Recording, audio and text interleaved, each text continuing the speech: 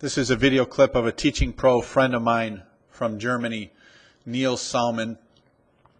Neil has a tendency to fight a little bit of a hook where the ball would start at the target or slightly left and continue to curve left. At address, I've drawn a line that starts from the golf ball and goes up to his left eye, and that line is 90 degrees straight up and down.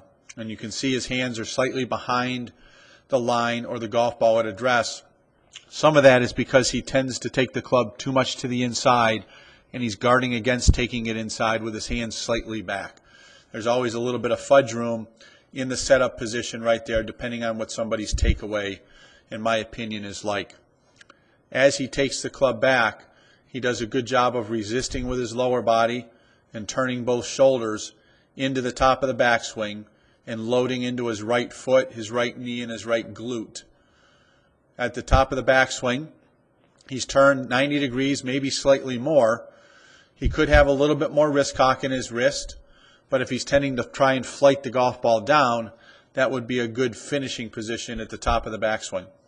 As he starts down is where he runs into a little bit of the trouble in trying to keep his shoulders turned, get his hips to move a little bit laterally forward, but he'd like his left hip to get a little bit higher and his right hip and knee get a little bit lower and retain a little bit more angle with his wrist as he's coming into the shot. He's done a good job right here of getting the shaft to lean a little bit forward at impact and getting his left hand to square.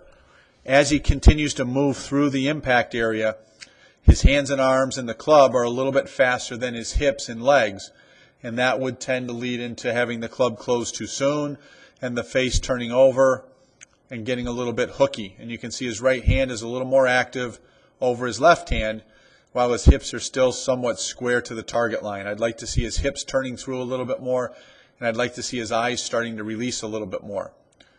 And now he's starting to come into the finish. His foot's releasing and his eyes are going. I'll show this to you one more time in slow motion speed. Overall, Neils is a very good ball striker and has made big improvements in learning how to release the back of his left hand and get the lower body to move more forward and through. He just needs to do a little bit more of it.